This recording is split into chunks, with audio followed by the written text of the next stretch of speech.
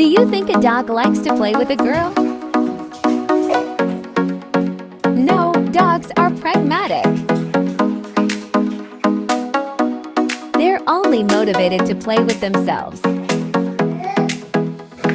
Something hidden from view motivates a dog to love a girl. That's the beauty of it. Our daughter is afraid of water. But because she's excited about the dog, she forgets about the scary ways and even boldly plays along.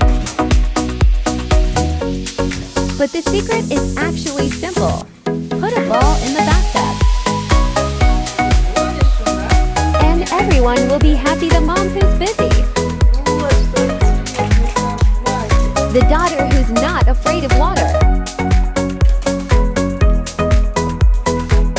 and the dog who's playing with her. I know the dog better than I know myself.